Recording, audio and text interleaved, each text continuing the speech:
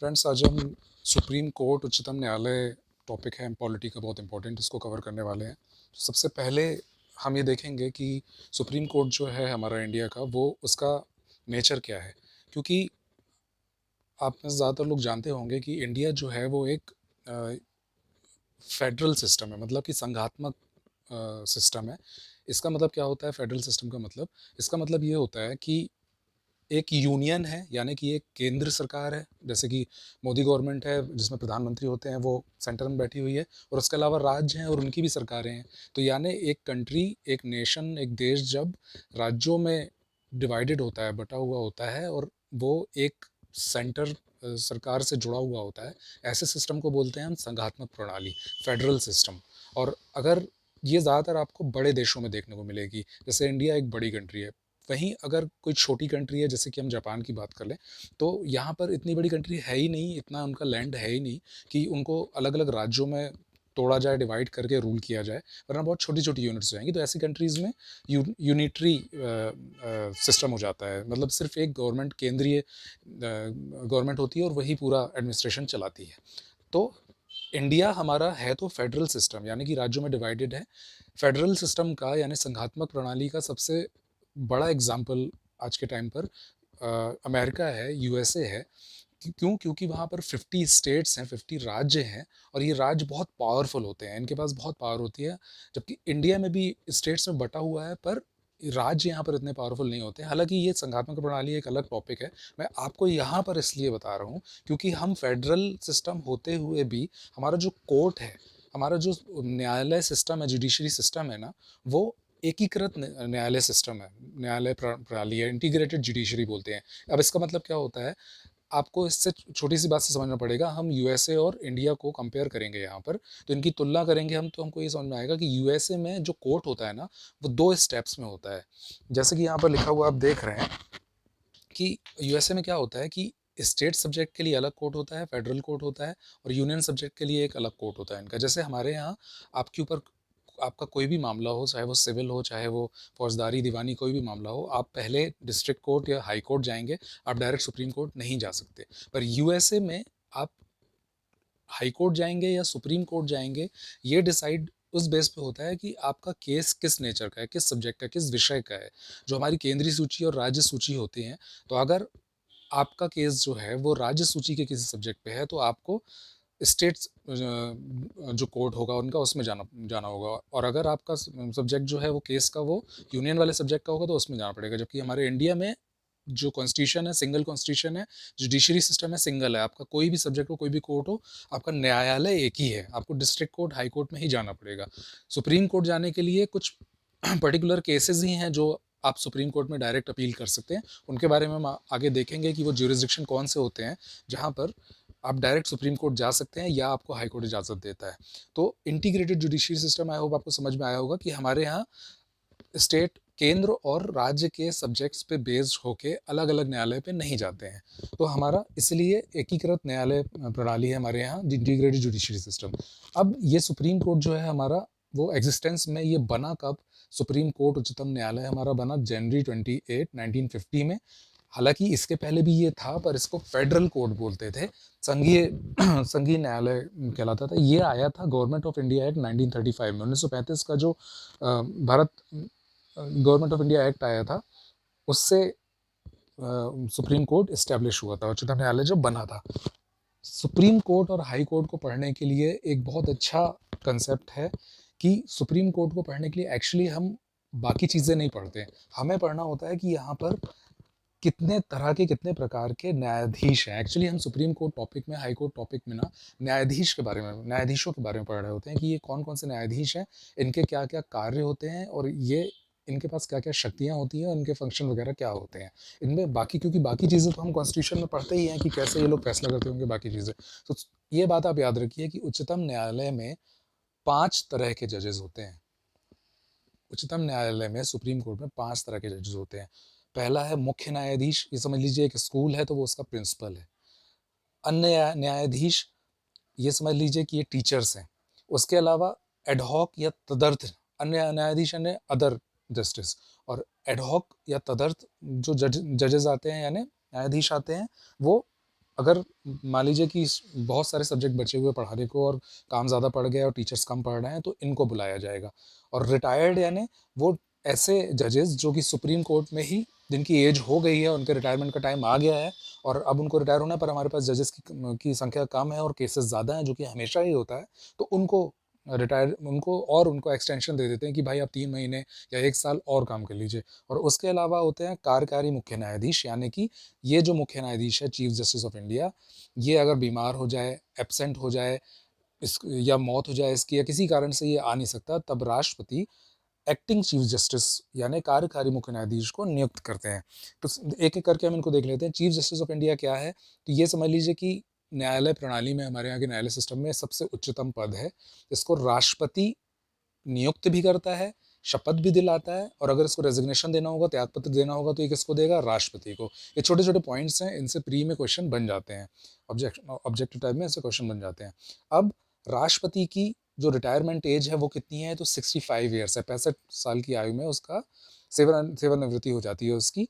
पहले इसके साथ एक कंडीशन और जुड़ी हुई थी कि 65 ईयर्स या 6 साल, इनमें से जो पहले हो जाएगा। 6 साल मतलब उसने 6 साल काम कर लिया और इसकी एज अभी भी मान लीजिए 64 साल ही हुई है, 64 ईयर्स ही हुई है, तो भी उसको रिटायर होना पड़ेगा। तो अब ये कंडीशन नहीं है, इसलिए यहाँ पे क्रॉस लगा है। 65 ईयर्स एज जो है वो सुप्रीम कोर्ट के जजेस की, सीजेआई की या जजेस की, दोनों की सेम है। यहाँ भी आप देख लेंगे। हाई कोर्ट की आप याद रखना, हाई कोर्ट की यही चेंज हो जाती है, वो 62 है। ये हम जब हाई कोर्ट टॉपिक पढ़ेंगे तो कवर करेंगे, मैं कंपेयर करके इसलिए बता रहा हूँ ताकि आपको यहाँ पे कुछ दिमाग में बैठ जाए। उसके अलावा इनकी जो सैलरी, वेतन जो होता है वो 2.8 लाख होता है, 2.8 लाख इनका वेतन होता है। अन्य न्यायाधीश, तो ये तो एक ही होता है। कितने मुख्य न्यायाधीश होते हैं सुप्रीम कोर्ट में? एक। अन्य न्यायाधीश आज के टाइम पे 33 हैं। सबसे पहले जब हमारा सुप्रीम कोर्ट बना था, कब? जनवरी 28 1950 में, तो ये थे 8।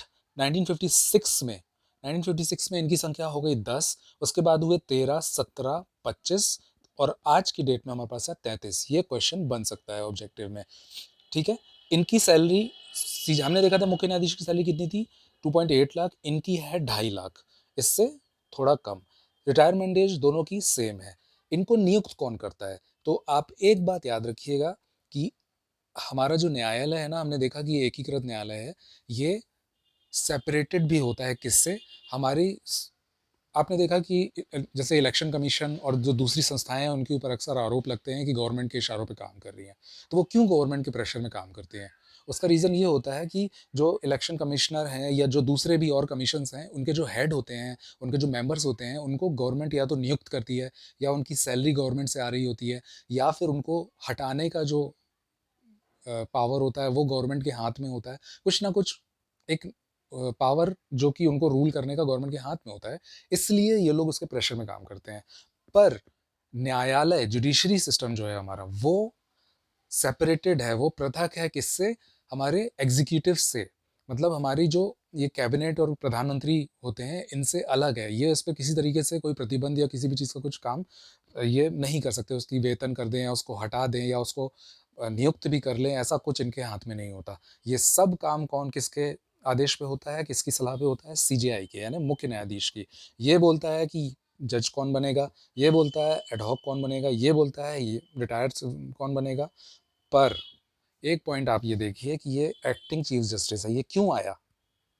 ये क्यों आया है? क्योंकि ये बीमार है, क्योंकि ये ही नहीं है, इस्तीफा दे दिया है या इसकी मृत्यु हो गई है, ये पद खाली हो गया है। इसलिए ये जो चीफ जस्टिस आएगा, ये प्रेसिडेंट अपॉइंट करता है। बाकी सारे काम सुप्रीम कोर्ट में सीजेआई की मर्जी से होते हैं, सिर्फ एक ही ये काम प्रेसिडेंट की मर्जी से होता है। तो ये एक इंपॉर्टेंट पॉइंट बन जाता है। आर्टिकल, अब तो बाकी सारी चीज़ों की हमारी प्रॉब्लम सॉर्ट हो गई कि ये आएगा तो इसको कौन लाएगा? सीजेआई। ये आएगा तो सबकी नियुक्ति किसकी सलाह पे होगी? सीजेआई की सलाह पे। इसको अब हम देख लेते हैं कि ये जो जज होता है, हमारे कॉन्स्टिट्यूशन में तो क्या लिखा होता है कि जो अन्य न्यायाधीश होंगे सुप्रीम कोर्ट के, उनको राष्ट्रपति नियुक्त करता है। पर किसकी सलाह पे? Chief justice of India. क्योंकि राष्ट्रपति को तो पता नहीं है ना कौन अच्छा जज है, वो तो इसका स्पेशलिस्ट नहीं है। इसका स्पेशलिस्ट कौन है? Chief justice of India and मुख्य न्यायाधीश। और ये लोग आ कहाँ से रहे हैं? ये लोग आ कहाँ से रहे हैं? चीफ जस्टिस भी एक एक जज को तो नहीं जानता होगा।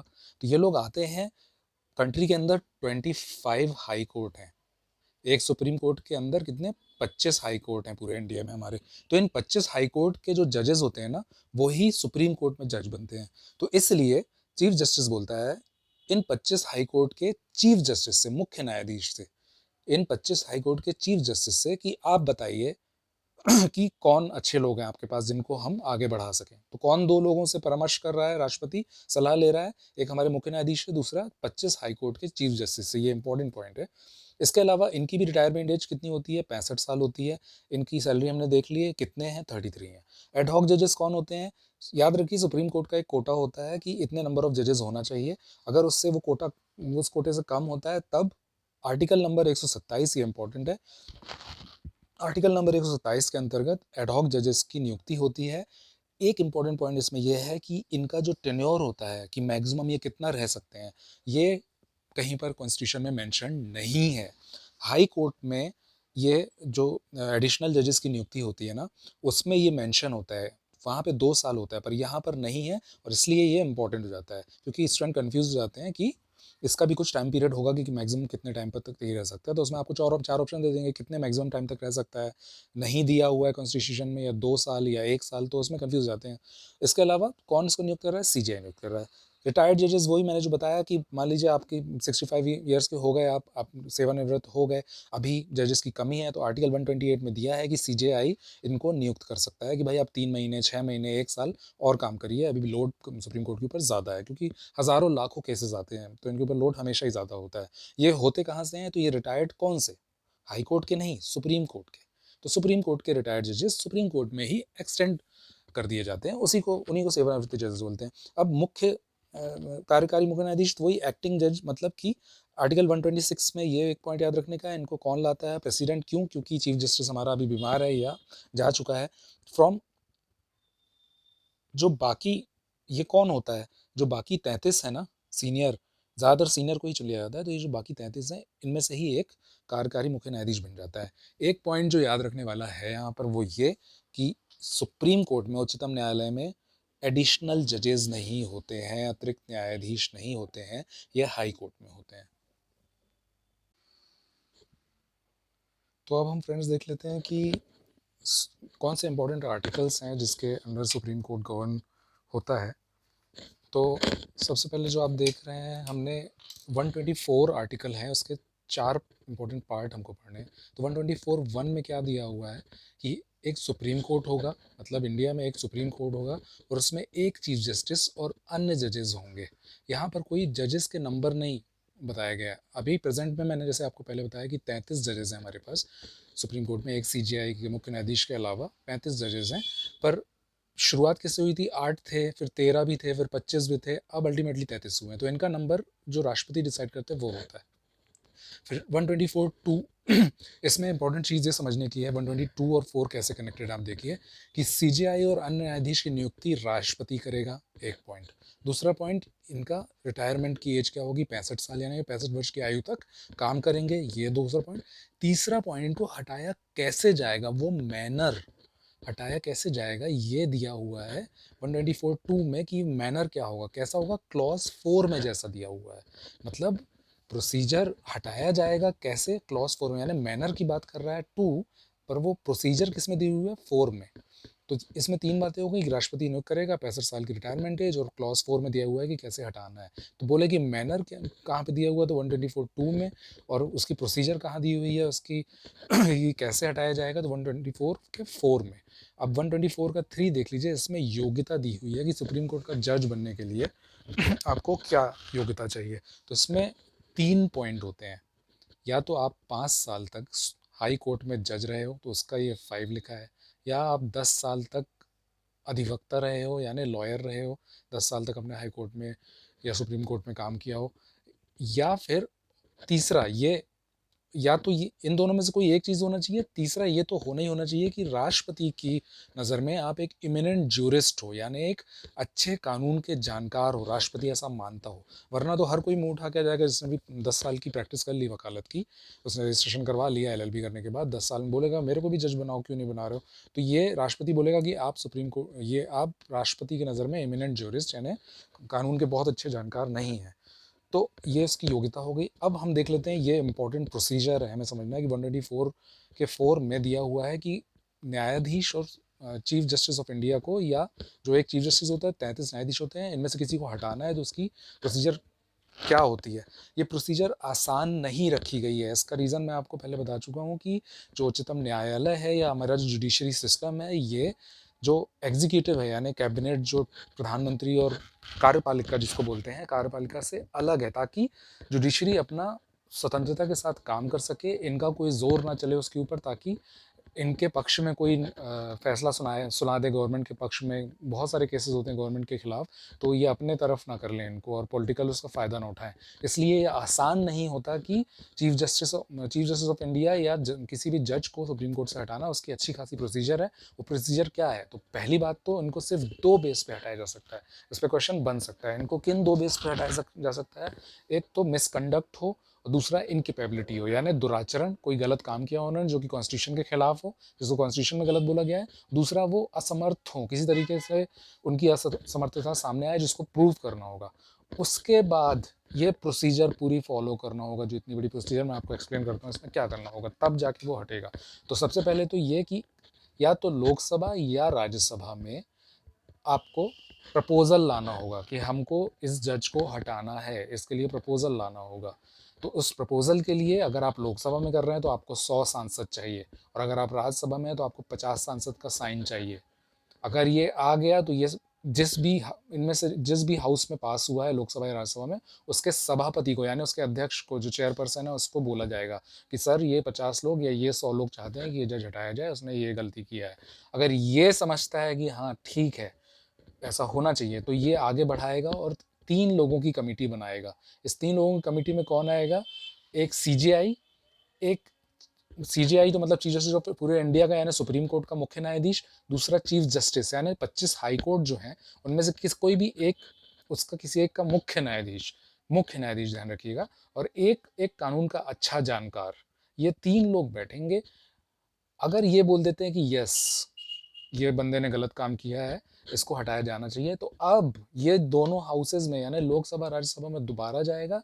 यहाँ पर 2/3 लोगों का इन यहाँ पर भी 2/3 लोगों से पास होना चाहिए। कि 2/3 लोग भी तब जब कम से कम 50% लोग उस दिन राज्यसभा में या लोकसभा में आए हुए हों। पूरे ना भी आए तो 50% कम से कम हो, और उस 50% का 2/3 लोगों ने हाँ बोला हो, तो अगले हाउस में जाएगा। फिर वहाँ पे भी सेम प्रोसीजर, और जब ये दोनों हाउस से पास हो जाएगा तो अब जाएगा प्रेसिडेंट के पास। प्रेसिडेंट बोलेगा इसको हटा दो, रिमूव कर दो। इतनी टीडियस प्रोसेस होती है इसको, जज को हटाने की।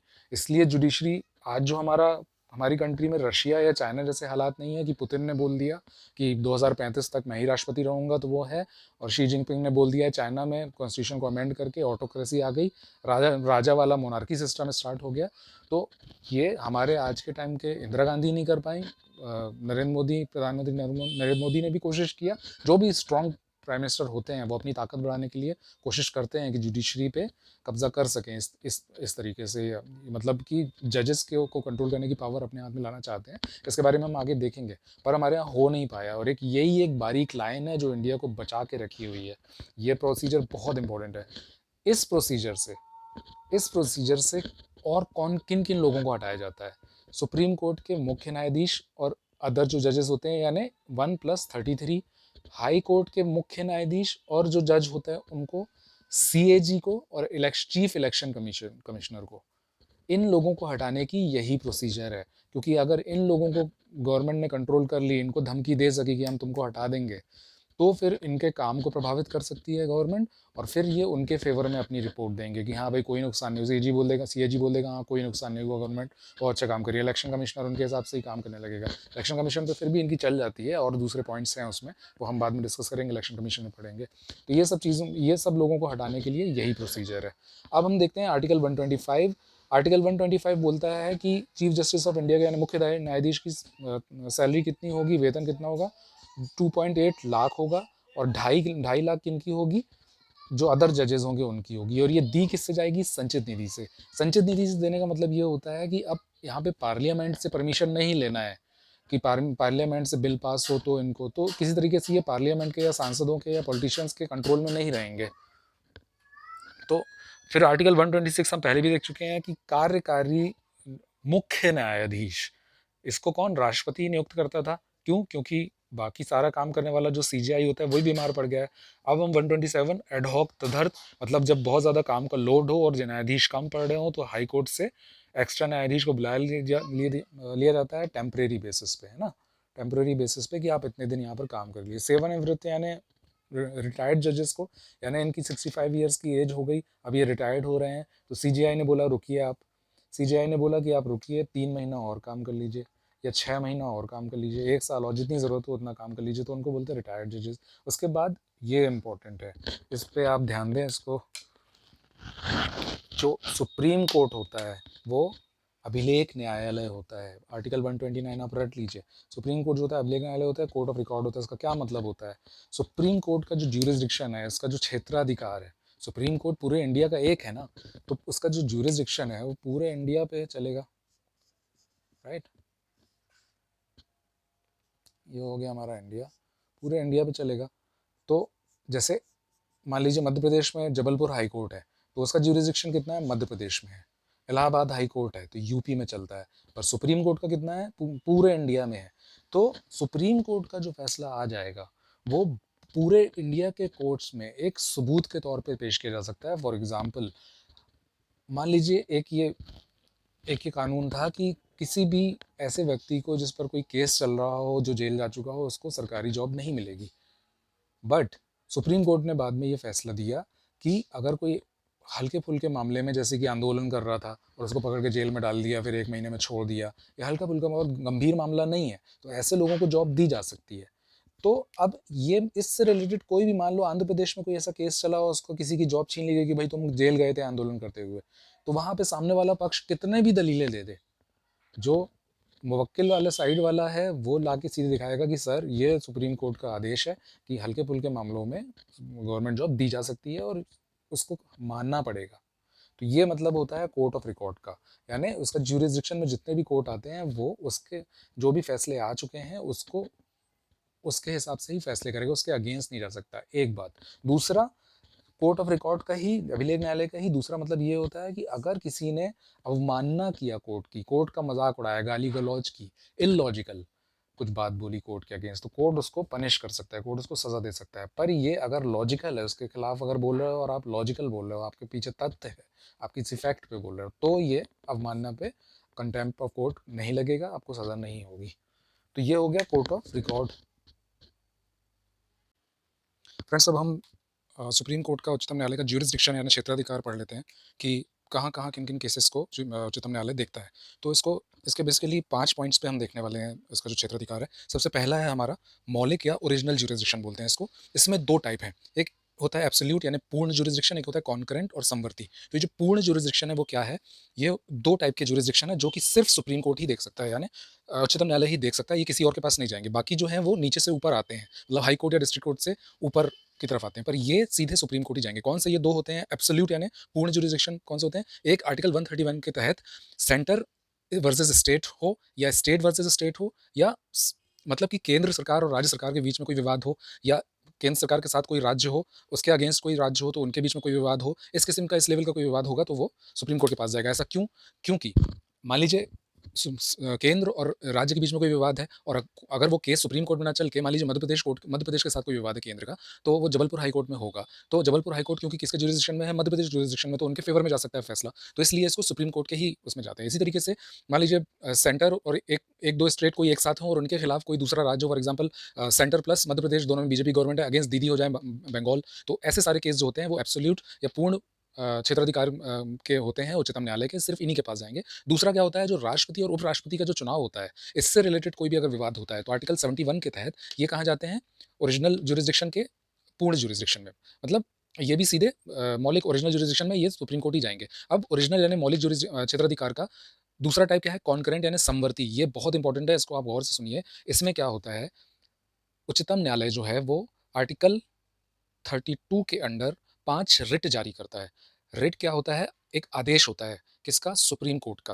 वो 5 रिट अलग-अलग हैं और अलग-अलग कंडीशन में ये जारी किए जाते हैं। ये कौन से हैं? तो सबसे पहला है हेबियस कॉर्पस, बंदी प्रत्यक्षीकरण। हेबियस कॉर्पस का मतलब होता है कि शो मी द बॉडी, ये दूसरी लैंग्वेज का वर्ड है जिसका मीनिंग होता है शो मी द बॉडी। मतलब अगर किसी ने, मान लीजिए पुलिस ने किसी को डिटेन किया, किसी को अरेस्ट किया और उसको थाने में बंद रखा हुआ है, कहीं पे बंद रखा हुआ है, किसी ने भी किसी को, या मान लीजिए किसी लड़की को, अक्सर ये केस होते हैं कि लड़का अगवा करके ले गया, किसी ने अपहरण कर दिया, तो ऐसे में अगर उसका उसके जो रिलेटिव्स हैं वो अगर सुप्रीम कोर्ट के पास सुप्रीम कोर्ट के पास अपील करेंगे, तो हेबियस कॉर्पस नाम की रिट जारी करेगा सुप्रीम कोर्ट, और ये पुलिस को आदेश देगा कि जहाँ भी ये जो डिटेन किया गया है शख्स, उसको बॉडी के साथ प्रस्तुत कीजिए। ये मतलब होता है हेबियस कॉर्पस का, यानी बॉडी के साथ प्रस्तुत कीजिए।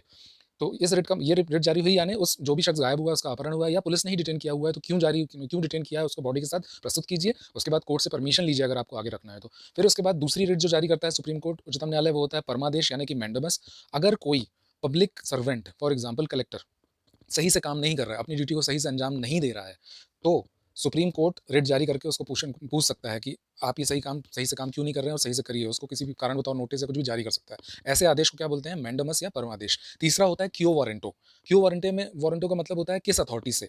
मतलब अगर कोई पब्लिक सर्वेंट अपने, मान लीजिए कलेक्टर के अधिकार में अब सजा देना नहीं, पहले होता था, पर अब हैवी पनिशमेंट कोई देने का उसका कोई अधिकार नहीं है, फिर भी वो कलेक्टर दे रहा है, तो सुप्रीम कोर्ट उससे फटाक से पूछेगा कि ये आप किस अधिकार के तहत कर रहे हैं, क्यों वारंटो, कि आप ये किस अधिकार के तहत ये काम कर रहे हैं, आपके तो क्षेत्राधिकार में, आपके जुरिस्डिक्शन में नहीं आता है, तो इस किस्म की रिट को बोलते हैं क्यों वारंटो। तीसरी क्या होती है? प्रोहिबिशन, यानी निषेध। ये दो जो हैं, प्रोहिबिशन और सर्टियोरारी, निषेध और सर्टियोरारी, ये दोनों कोर्ट से रिलेटेड है। सुप्रीम कोर्ट, उच्चतम न्यायालय अपने अधीनस्थ न्यायालय में को का जो केस चल रहा होगा उस पर प्रतिबंध लगाता है कि आप रुको, हम फैसला करेंगे। पर दोनों में फ़र्क क्या होता है?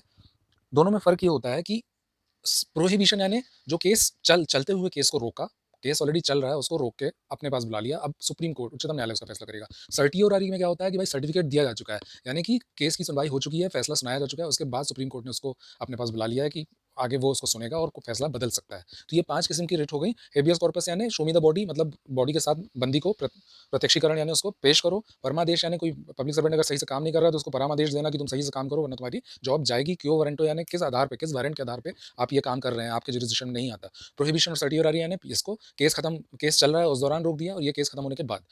ये हो गया हमारा मौलिक ओरिजिनल जुरिस्डिक्शन। अब हम आ जाते हैं अपीलीय क्षेत्राधिकार, अपीलेट जुरिस्डिक्शन में। इसमें इसका मतलब ये है कि कोई आम आदमी किस कंडीशन में सुप्रीम कोर्ट डायरेक्ट जा सकता है।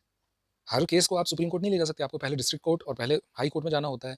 तो इन तीन केसेस के अंडर में सुप्रीम कोर्ट जा सकता है बंदा। कब? पहला तो वो कोई संविधान से, कॉन्स्टिट्यूशन से रिलेटेड केस हो। पर आप 132 के तहत संविधान से रिलेटेड केस सुप्रीम कोर्ट में तभी अपील कर सकते हो जब 134A के प्रोसीजर को फॉलो करके हाई कोर्ट या डिस्ट्रिक्ट कोर्ट ने आपको इसकी परमिशन दी हो, एक लेटर दिया हो कि ये लेटर आप जाके सुप्रीम कोर्ट को दिखाना, तो वो आपकी अपील सुनेंगे। हम इस पे कैपेबल, हम असमर्थ हैं इसको समझने के लिए, जो भी रीज़न है वो आपको सुनेंगे, वो आपको फैसला देंगे। इसी तरीके से कोई 133 के अंडर में कोई दीवानी मामला हो, सिविल मामला हो, कि कोई शादी, तलाक और इस किस्म के मामले हो, और हाई कोर्ट या डिस्ट्रिक्ट कोर्ट को लगता है कि इसकी सुनवाई सुप्रीम कोर्ट में होना चाहिए, कोई ऐतिहासिक फैसला बन सकता है, तो 134A की परमिशन लेके ही आप जा सकते हो सुप्रीम कोर्ट। इस तरीके से कोई क्रिमिनल कोर्ट है, कोई क्रिमिनल केस हो, कोई मर्डर हो गया, कुछ हो, यहाँ भी 134A की परमिशन लगेगी, यानी हाई कोर्ट, डिस्ट्रिक्ट कोर्ट से अनुमति पत्र मिलेगा, उसको लेके आप सुप्रीम कोर्ट में अप्लाई कर सकते हो। तो ये क्या हो गया? क्षेत्राधिकार, ज्यूरिसडिक्शन ऑफ सुप्रीम कोर्ट, उच्चतम न्यायालय। हम एक्चुअली पढ़ क्या रहे हैं? क्षेत्राधिकार यानी ज्यूरिसडिक्शन में पढ़ क्या रहे हैं? सुप्रीम कोर्ट किन-किन चीज़ों की सुनवाई कर सकता है? किन क्षेत्राधिकार यानी किस क्षेत्र पे उसका अधिकार है, किस क्षेत्र पे फैसला सुना सकता है। पहला हमने देख लिया ओरिजिनल यानी मौलिक, कि जो उसके पास ही आएँगे, जो मौलिक रूप से उसके ही हैं। वो कौन-कौन से थे? कि भाई राष्ट्रपति, उपराष्ट्रपति का चुनाव होगा इतने बड़े लेवल का, तो यही सुलझाएँगे, या सेंटर और स्टेट के बीच में लड़ाई हो जाए, या स्टेट और स्टेट के बीच में लड़ाई हो जाए, बड़े लेवल की बात हो गई, तो ये इनका ही सिर्फ अधिकार है। इसके बाद कॉन्करेंट में ये रिट जारी करते हैं, यानी समवर्ती में रिट जारी करते हैं 5 किस्म की, तो ये मौलिक हो गए। अब हम आए कि आम आदमी कैसे अपील कर सकता है, तो ये तीनों मामलों में भाई या तो उसका दीवानी या फौजदारी मामला होगा, या कॉन्स्टिट्यूशन से रिलेटेड अगर देश की परवाह करने वाला कोई आदमी है, संविधान का कुछ मामला है, तो वो उस मामले में जाएगा। यही 3 मामले हो सकते हैं, तो जा सकते हो आप। और हर आदमी मुँह उठा के पहुँच जाएगा सुप्रीम कोर्ट, तो ये तो ठीक नहीं है, तो उसको पहले यहाँ से परमिशन लेना पड़ेगा 134A से। आर्टिकल कौन से हैं? 132, 133, 134। अब एक और ज्यूरिसडिक्शन, एक और क्षेत्राधिकार है, मतलब उसके पास एक और, बेसिकली हम पढ़ रहे हैं उसके अधिकार, पावर। तो एक और पावर क्या है इसके पास, सुप्रीम कोर्ट के पास, कि ये राष्ट्रपति इससे एडवाइस माँगता है, परामर्श माँगता है कि फलाने-फलाने मामले में कानूनी दाँव-पेच है, इसमें आप क्या सोचते हैं, क्या किया जाना चाहिए? पर इसका अधिकार देखिए, ये बोलेगा हमको जवाब नहीं देना। इसके पास ये अधिकार है कि ये मना कर सकता है। अच्छा, राष्ट्रपति भी हल्की चीज़ नहीं है, सर्वोच्च पद है, तो अगर ये एडवाइस देता है तो राष्ट्रपति भी मना करता है कि हम नहीं मानेंगे। क्यों? क्योंकि हमने आपसे एडवाइस माँगी थी। एडवाइस हम माने या नहीं माने, ये तो हमारे हक में है।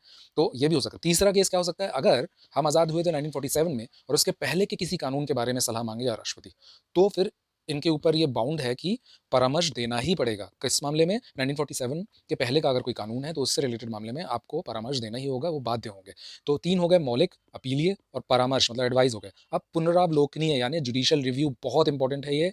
इसको आप समझ लीजिए ये आर्टिकल 137 के अंडर में होता है। क्या होता है जुडिशियल रिव्यू? पुनरावलोकन, अपने काम का पुनरावलोकन करना। मान लीजिए सुप्रीम कोर्ट के पास, उच्चतम न्यायालय के पास केस आया कि जो प्रिएम्बल है, जो प्रिएम्बल को निर्देशिका जो कॉन्स्टिट्यूशन में, जो संविधान में सबसे पहले लगी हुई है निर्देशिका, वो कॉन्स्टिट्यूशन का, संविधान का हिस्सा है कि नहीं? उसको क्या मानोगे आप? ये केस कई बार सुप्रीम कोर्ट के पास गया। एक बार सुप्रीम कोर्ट ने बोल दिया कि नहीं, ये नहीं है। दूसरी बार सुप्रीम कोर्ट ने अपने ही जो फैसला सुनाया था उसको रिव्यू किया, पुनरावलोकन किया, बोला वो उसका पार्ट है। फिर उसमें कुछ चेंज हुआ, ऐसे करते-करते मामले बढ़ते गए। यानी कि अपने ही फैसले को ये रिव्यू कर सकता है, फिर से देख सकता है, उसको बदल सकता है। ये ऐसा कई बार करता है। यही इसकी पावर है। उस पावर को क्या बोलते हैं? जुडिशियल रिव्यू या पुनरावलोकनीय क्षेत्राधिकार। आखिरी जो हम पढ़ चुके हैं कि 5वां कि ये कोर्ट ऑफ रिकॉर्ड यानी अभिलेख न्यायालय है।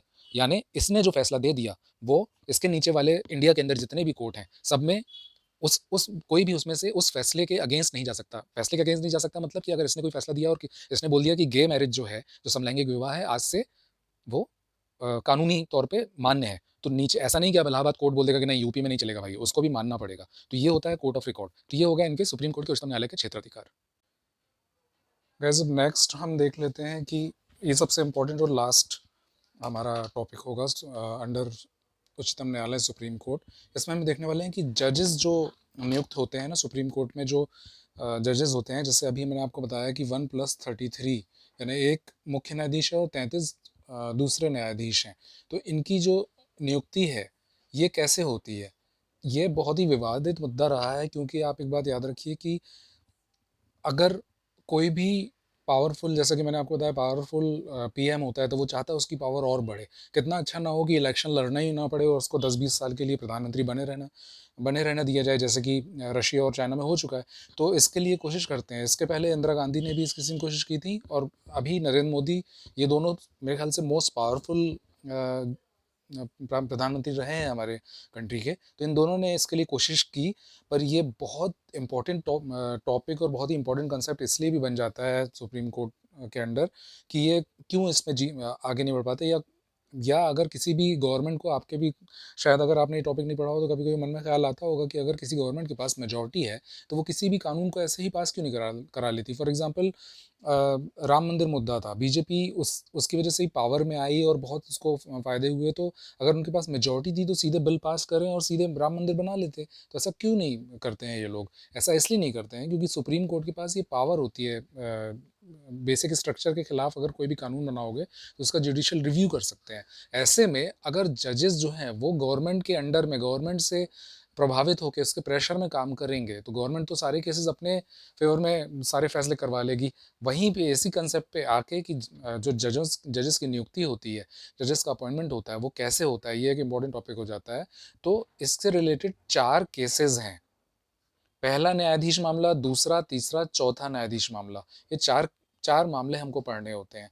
पहला जो हुआ था वो 1982 में हुआ था। इसमें सिंपली ये सुप्रीम कोर्ट से पूछा गया था कि कॉन्स्टिट्यूशन में जो लिखा है आर्टिकल 124 के 2 में कि